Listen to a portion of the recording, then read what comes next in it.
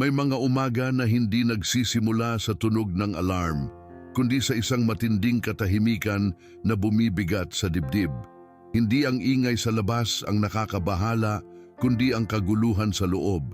Ang mga walang hugis na isipin, mga damdaming hindi mo pa naiintindihan at isang pagkabalisa na walang pangalan. Baka nagising ka na may pakiramdam na nagsimula na ang araw bago ka pa man bumangon, na ang iyong kaluluwa'y pagod na, ang iyong katawan ay naninigas, at mayroon kang kaunting kalungkutan na hindi mo alam kung saan nanggaling.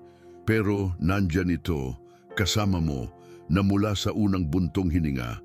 Gayon pa man, kahit na pakiramdam mo ay nag-iisa ka sa mga sandaling iyon, mayroong isang presensya na pumapalibot at nag-aakay sa iyo bago ka pa man magmulat ng mata. Hindi ka lang nagkataon na nandito.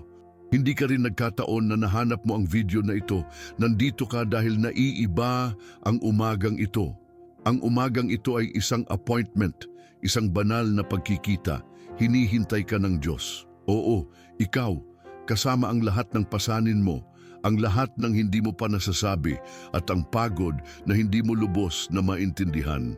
Alam niya, nakikita niya, pinapakinggan niya kahit ang mga bagay na hindi pa kayang ipahayag ng iyong bibig. Ilang beses ka nang nagising na parang nasa gitna ng giyera ang iyong kaluluwa at walang direksyon ang iyong puso. Ilang beses ka nang nagdamit ng malinis pero sa loob mo ay pakiramdam mo'y basag ka pa rin. Ilang beses ka nang ngumiti sa labas habang sa loob ay nagnanais ka na may magsabi lang sa iyo, naiintindihan kita. Ngayon mayroong ganyang boses at hindi ito galing sa akin. Ito ay galing sa banal na espiritu na malumanay na bumubulong sa iyong pagod na kaluluwa. Ako'y nasa unahan mo. Hindi ito isang theoretical na pangako, hindi ito isang talata na pandekorasyon lang. Ito ay isang tunay na proteksyon para sa mga taong nakakaramdam ng kahinaan paggising. Dahil totoo, may mga araw na ang lamig ay hindi nasa labas, nasa loob, nasa dibdib na hindi kayang lumuwag, nasa lalamunan na hindi makalunok, nasa mga isipin na walang tigil sa pagtakbo. At sa gitna ng lahat ng iyon, gusto ka ng Diyos na yakapin, bago pa man ang lahat.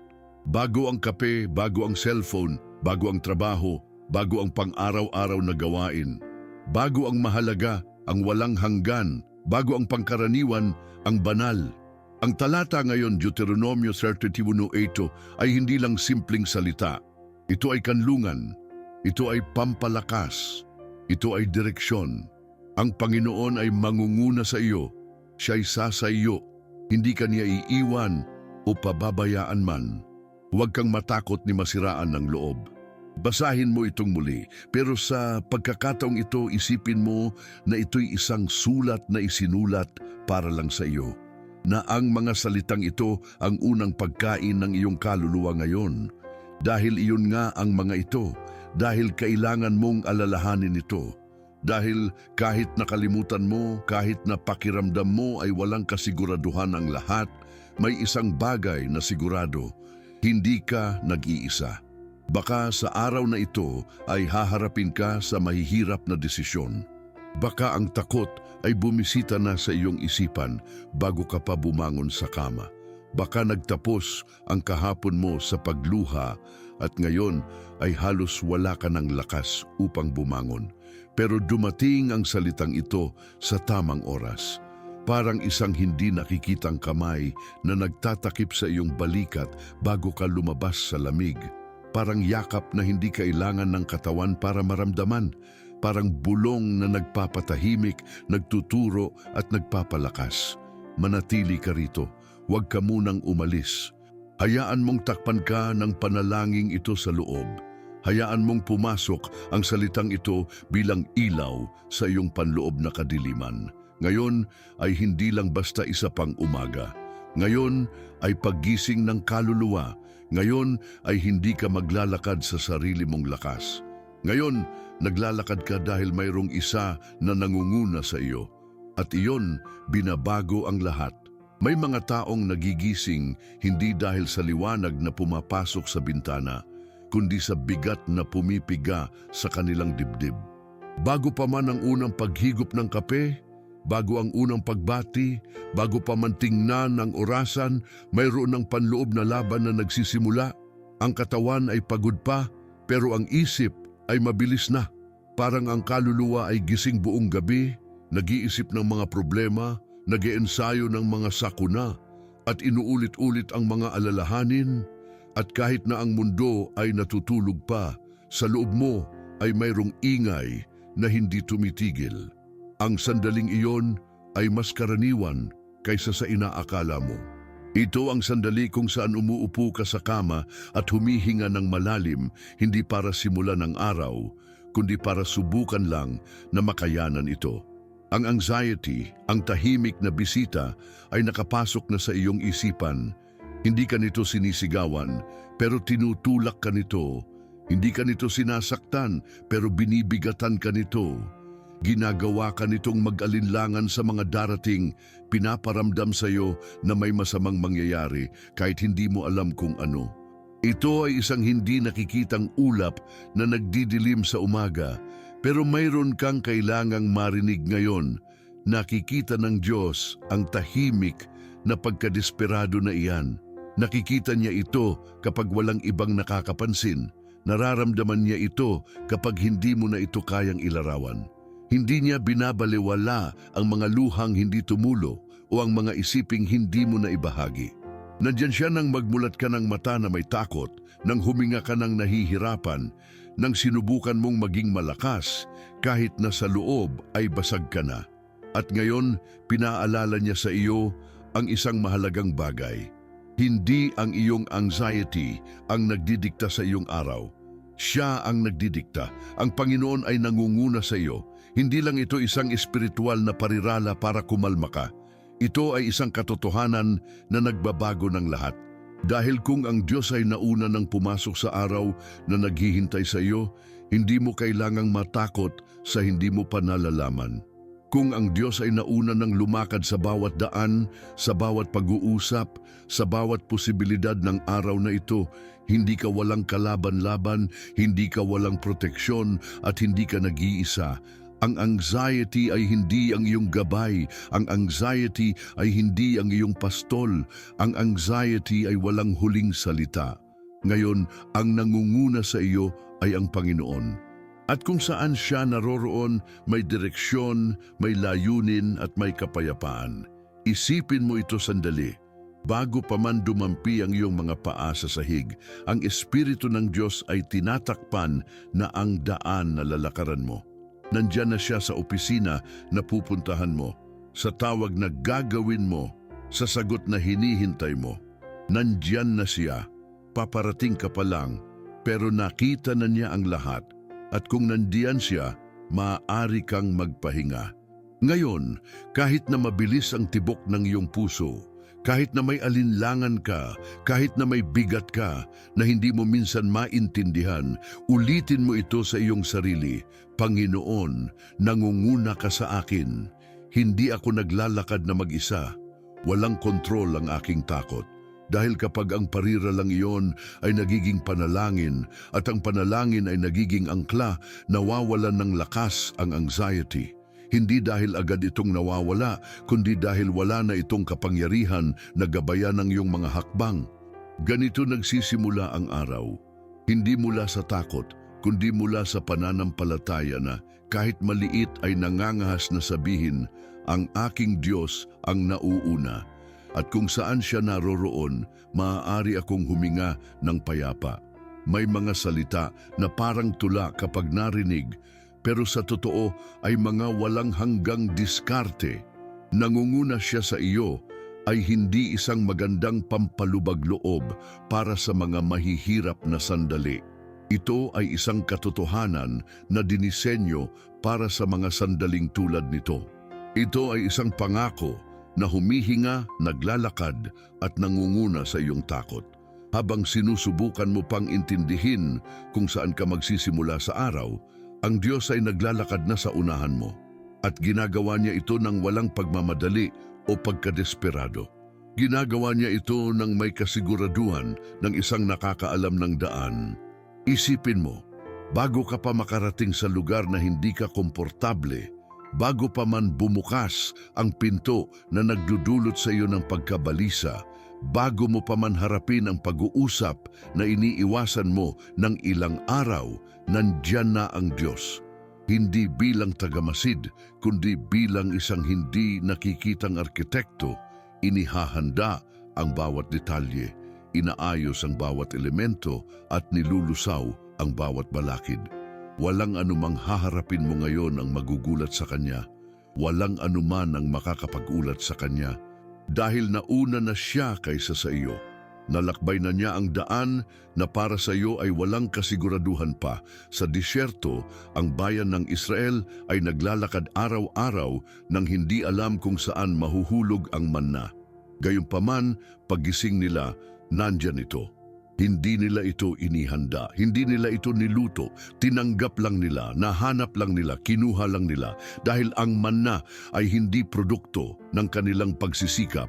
Ito ay ebidensya na nauna na ang Diyos. At nangyayari pa rin iyan ngayon sa ibang antas, sa ibang paraan, pero may parehong katapatan. Patuloy na nagbibigay ang Diyos ng kailangan mo bago mo pa man malaman na kailangan mo ito. Baka hindi mo makita ang manna, pero makikita mo ang mga hindi inaasahang sagot.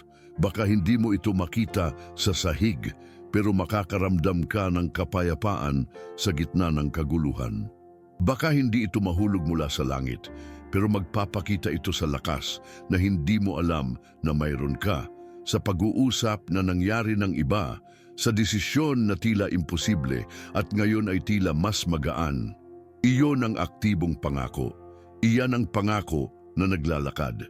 Hindi ito naghihintay na kumilos ka bago siya kumilos. Kumikilos na siya bago pa man. Dahil ang Diyos ay isang ama na hindi nagre-react, naghahanda siya. Hindi siya nag-iimbento, naghahanda siya. At kung siya ang nangunguna, hindi mo kailangang tumakbo. Hindi mo kailangang magmadali o mabuhay ng laging alerto. Maaari kang gumalaw ng may kapayapaan. Maaari kang sumulong ng may kumpiyansa. Dahil kahit na ang hinaharap ay hindi sigurado para sa iyo, hindi ito ganoon para sa Kanya. Kahit na isa lang ang nakikita mong hakbang, nakita na Niya ang buong daan. At kung magpasya kang magtiwala, kung pipiliin mong maglakad habang inaalala kung sino ang nasa unahan, hindi mahalaga kung ano ang makita mo sa daan. Hindi ka mag-iisa, hindi ka maliligaw, hindi ka walang proteksyon. Sa bawat pagkakataon na gustong unahan ng takot ang iyong pananampalataya, alalahanin mo ito. Mayroon ng pangako na naglalakad sa unahan. At ang pangakong iyon ay may pangalan. Ang pangalang iyon ay katapatan. Ang pangalang iyon ay paglalaan. Ang pangalang iyon ay Jesus. At kung saan siya ang unang naglalakad, maaari kang maglakad ng walang takot. Dahil kahit na hindi mo alam ang lahat ng darating, alam mo kung sino ang nandyan pagdating mo. At iyon, sa isang mundong nagbabago, ay higit pa sa sapat. May mga araw na ang pagbubukas ng Biblia ay hindi nagbibigay ng ginhawa. May mga panalangin na parang tumatama lang sa kisame. May mga sandali na ipinipikit mo ang iyong mata, humihinga ng malalim at wala ka pa ring nararamdaman. Walang init, walang kapayapaan, walang kasiguraduhan, walang iba kundi isang kawalan, isang katahimikan na bumibigat, isang pagkawala na nakakalito. At tinatanong mo ang sarili mo, nandito ba talaga ang Diyos? Naririnig niya ba ako? Iniwan na ba niya ako? Ang mga tanong na ito ay hindi kasalanan. Bahagi ito ng kaluluwang tao. Bahagi ito ng daan ng isang naghahanap. Dahil ang pananampalataya ay hindi isang pakiramdam. Hindi ito nakadepende sa pagtayo ng balahibo o sa luha sa mga mata. Ang pananampalataya ay mas malalim. Ito ay isang desisyon na pinanghahawakan kahit na wala kang nararamdaman. Ito ay isang gawa ng pag-alala kapag gusto mong kalimutan ng lahat. Ito ay isang gawa ng paniniwala kahit na ang lahat ay tila tahimik. Ang kaluluwang tao ay sanay na sukatin ang presensya ng Diyos sa kung ano ang nararamdaman nito, sa pamamagitan ng isang emosyon, isang salita, o isang senyales. Pero ang tunay na presensya ng Diyos ay hindi nakabatay sa kung ano ang nararamdaman mo, kundi sa kung ano ang ipinangako niya. At ipinangako niya ito, hindi kita iiwan o pababayaan. Kasama rito ang mga araw na ang iyong kaluluwa ay tuyo. Kasama rito ang mga araw na wala kang ganang magdasal. Kasama rito ang mga umaga na walang luha dahil ang pagod ay sobrang tindi kaya hindi ka na makaiyak. Ang Diyos ay nandyan pa rin kahit na hindi mo siya nararamdaman. Kahit na ang iyong isip ay Kahit malabo. na ang iyong puso ay puno ng tanong. Hindi niya kailangan ng iyong damdamin para manatili. Ang kanyang katapatan ay hindi nakadepende sa iyong pagiging consistent. Ang kanyang pag-ibig ay hindi nawawala kapag nanghihina ka. Ang kanyang presensya ay hindi umaalis kapag nag-aalinlangan ka. Dahil siya ang nangunguna kahit na ikaw ay emosyonal na naiwan. Siya ang hindi nang iiwan kahit na binitawan mo na ang pag-asa. Ngayon, baka wala kang maramdaman kapag naririnig mo ang panalangin ito. Baka ang iyong isipin ay kalat pa rin. Baka ang iyong puso ay manhid pa rin. Pero kahit na ganoon, mayroon ka pa ring maaaring sabihin. Isang parirala na maaaring lumabas kahit sa nanginginig na mga labi. Panginoon, kahit hindi kita nakikita, alam kong nangunguna ka sa akin.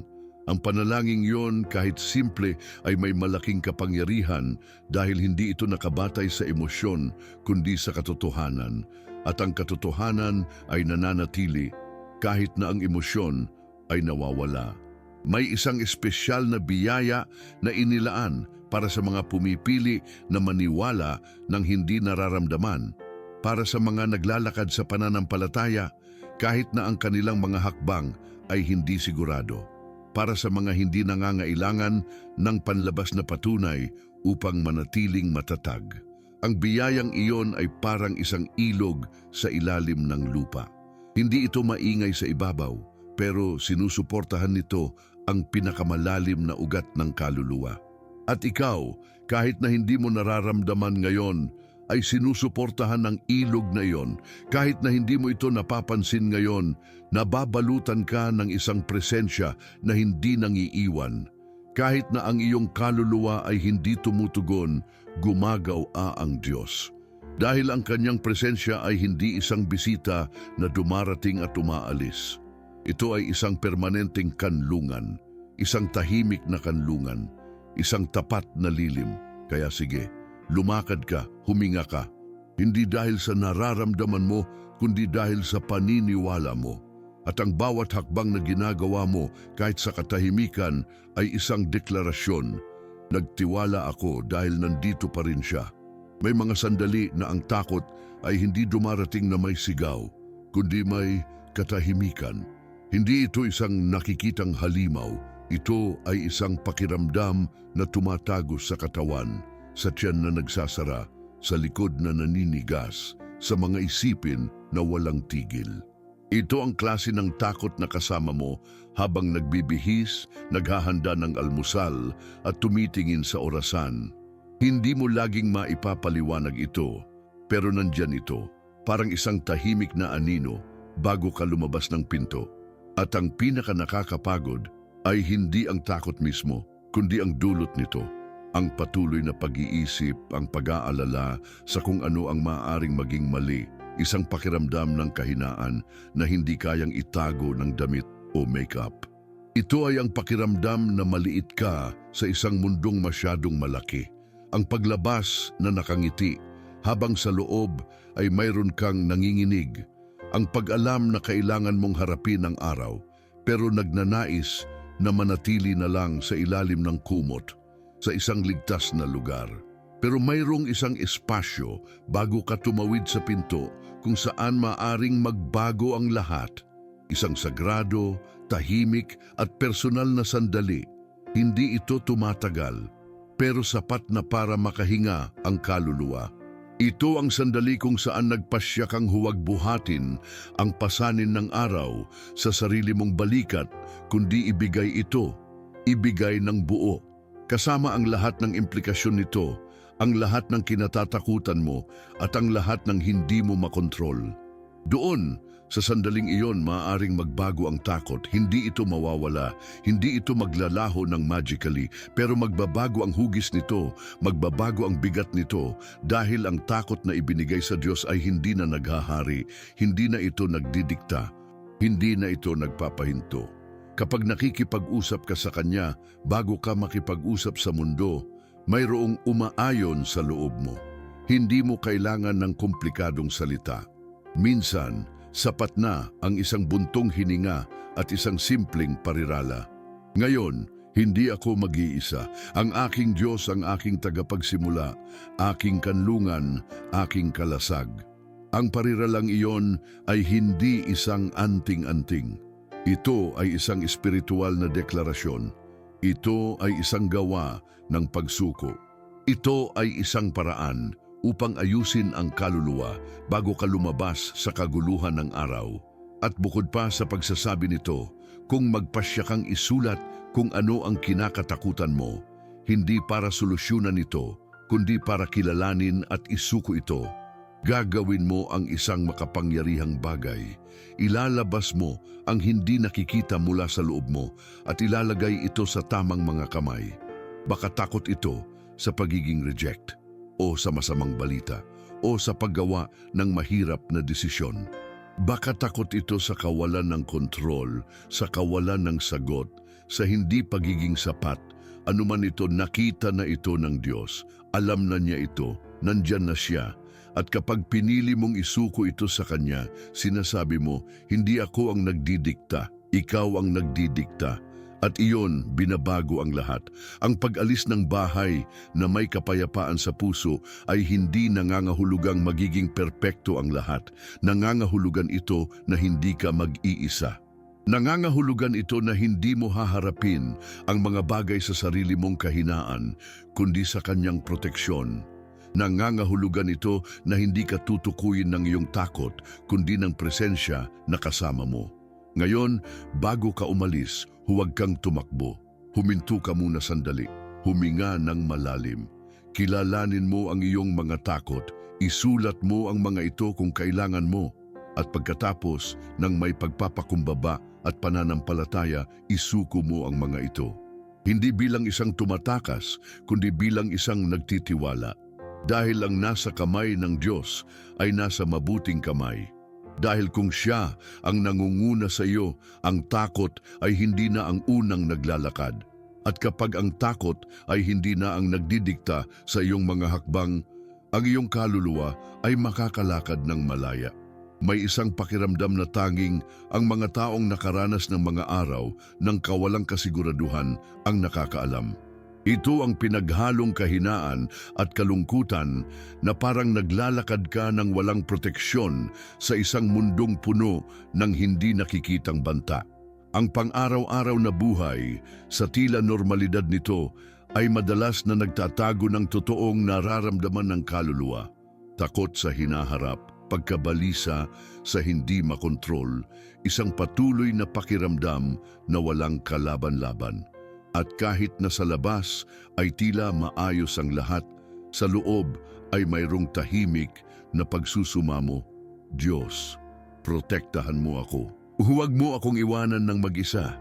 Ang banal na kasulatan ay nagsasabi tungkol sa isang anino, isang takip, isang proteksyon na hindi nakikita ng mga mata pero nararamdaman ng kaluluwa. Isang luma at buhay na pangako na nagsasabi, Siya na naninirahan sa kanlungan ng kataas-taasan ay mananahan sa ilalim ng lilim ng makapangyarihan sa lahat.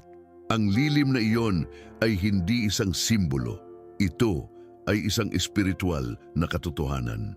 Ito ang paraan ng Diyos sa pag-akay sa Kanyang mga anak, hindi sa ingay, hindi sa palabas, kundi sa patuloy na presensya. Parang isang hindi nakikitang damit na bumabalot sa kaluluwa, na pumapalibot sa puso at nagbabantay sa isipan. Isipin mo sandali na naglalakad ka sa ilalim ng malakas na ulan pero hindi ka nababasa. Hindi dahil sa nagbago ang panahon, kundi dahil may suot kang nagpoprotekta sa iyo. Ganyan ang presensya ng Diyos sa isang mahirap na araw. Ang mga alalahanin ay nandiyan pa rin. Ang mga responsibilidad ay hindi nawawala. Ang mundo ay hindi nagiging mas simple, pero ikaw ay protektado. Ikaw ay nababalutan. Ikaw ay ligtas. Hindi dahil sa iyong gawa, kundi dahil sa katapatan ng isang Diyos na hindi nangiiwan. Parang ang bawat hakbang na ginagawa mo ay sinusundan ng isang ulap na nagtatakip sa iyo, tulad ng ulap na gumagabay sa bayan sa disyerto. Hindi nila laging alam kung saan pupunta. Hindi sila laging may kaliwanagan. Pero alam nila na hindi sila nag-iisa. Alam nila na mayroong ibang naunang lumakad, na may ibang nakakakita ng hindi nila nakikita, na may ibang nagdedesisyon kung kailan susulong at kailan hihinto. At ang ibang iyon ay pareho pa rin ngayon. Nagagabay pa rin siya, nagpoprotekta pa rin siya, nagiging hindi nakikitang kanlungan pa rin siya para sa mga nagtitiwala kahit na hindi nila naiintindihan. Dahil iyon ang pananampalataya, ang paglalakad sa ilalim ng proteksyon na hindi nahahawakan pero nagbibigay suporta. Ang paniniwala na kung saan hindi ka kayang makarating, ang Diyos ay nandyan na. Ang pagtitiwala na hindi mo kailangang makita para malaman na may kasama ka. Ngayon, baka sa tingin mo ay walang sapat na proteksyon para sa emosyonal na lamig na nararamdaman mo. Baka pakiramdam mo ay lalabas ka sa isang mundong masyadong maingay, masyadong hindi inaasahan, masyadong masungit. Pero mayroong isang sikretong lugar, isang nakatagong kanlungan, isang lilim na nagtatakip sa iyo at ang lilim na yon ay ang kanyang presensya. Hindi ito nakikita, hindi ito nahahawakan. Pero totoo ito. Ito ay mas totoo kaysa sa iyong mga takot, mas matatag kaysa sa iyong mga pag-aalinlangan, mas tapat kaysa sa iyong lakas. At kasama mo ito, kahit na hindi mo ito nararamdaman, kahit na hindi mo ito naiintindihan, kahit na hindi mo ito makilala sa sandaling iyon. Bawat hakbang na ginagawa mo, ang lilim na iyon ay kasama mo. Bawat hinga na ginagawa mo ng nahihirapan, ang lilim na iyon ay yumayakap sa iyo. Bawat oras na pakiramdam mo ay hindi mo na kaya, ang lilim na iyon ay bumabalot sa iyo. Dahil hindi ka naglalakad na walang kalaban-laban, hindi ka nag-iisa, naglalakad ka na protektado. Ang paglalakad sa ilalim ng lilim ng makapangyarihan sa lahat ay hindi nangangahulugang walang hangin. Nangangahulugan ito na hindi ka kayang ibagsak ng hangin. Dahil may kanlungan ka, isang hindi nayuyupi, hindi nababasag, hindi nahuhulog, isang nananatili, isang ipinangako, isang ngayon kasama mo. Bawat araw ay may kasamang iba't ibang bagyo. Minsan ito ay isang pag-uusap na hindi mo alam kung paano sisimulan. Minsan ito ay isang paghihintay na mas matagal kaysa sa kaya ng iyong pananampalataya. Minsan ito ay isang diagnosis. Minsan, isang saradong pinto. Ang totoo, lampas sa kalendaryo, may mga araw na dumarating na ang kaluluwa ay walang kalaban-laban, walang depensa, walang sagot. At sa mga araw na iyon, ang isang salita ay maaaring maging angkla. Isang parirala na binigkas mula sa puso ay maaaring pigilan ang isipan na malunod. Ang isang pangako ay maaaring maging lubid na magtatali sa iyo sa pag-asa kapag ang lahat ay tila gumagalaw. Ang salitang iyon ngayon ay ito: ang aking Diyos ay nangunguna sa akin, hindi ako matatakot.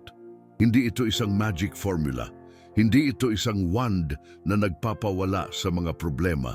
Ito ay isang walang hanggang katotohanan na kung magiging bahagi ng iyong pagkatao ay maaaring baguhin ang paraan ng pamumuhay mo sa araw na ito. Dahil hindi ito tungkol sa pag-iwas sa mga alon, kundi sa hindi pagpapaanod sa kanila. Hindi ito tungkol sa pagtanggi sa bagyo, kundi sa pag-alam kung kanino ang dagat. Kapag naramdaman mo na may isang bagay na tumatakas sa iyong kontrol dahil mangyayari iyon, Huwag kang lumaban sa sarili mong lakas. Huwag mong subukang buhatin ang lahat. Balikan mo ang pariralang ito. Sabihin mo ito ng pabulong kung nasa publiko ka. Sabihin mo ito ng malakas kung nag-iisa ka. Isulat mo ito kung nahihirapan kang alalahanin. Hingahin mo ito kung kinakapos ka ng hangin. Ang aking Diyos ay nangunguna sa akin, hindi ako matatakot. Paulit-ulit. Hindi dahil sa automatikong pag-uulit, kundi dahil sa espiritual na pagpapatibay. Tulad ng isang nag-aangla upang hindi dalhin ng agos. Baka maalala mo ang isang sandali sa iyong buhay kung saan ang lahat ay gumuguho. Isang pagkawala, isang pagtataksil, isang diagnosis, isang pamamaalam. Gayunpaman nakaligtas ka, hindi dahil sa mas malakas ka, kundi dahil may isang bagay na mas malakas kaysa sa iyo ang sumuporta sa iyo. Iyan ang aktibong pangako. Hindi nito iniiwasan ang sakit pero tinutubos ito. Hindi nito binubura ang mga sugat pero binibigyan ng kahulugan ng mga ito. Hindi nito iniiwasan ang pag-iyak mo pero binabago ang iyong mga luha bilang binhi. May mga tao ngayon na maaaring magpatunay niyan. Mga taong nanalangin ng tahimik nang hindi alam kung sila ay maririnig at nakakita ng kapayapaan sa gitna ng kaguluhan. Mga taong nagsulat ng parehong pariralang ito sa isang papel at dinala ito sa bulsa bilang isang hindi nakikitang kalasag. Mga taong walang sagot pero may pananampalataya. At iyon ay sapat na.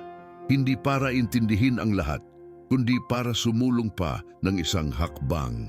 Ngayon, ikaw ang taong iyon, hindi nagkataon, kundi sa pamamagitan ng pagplano.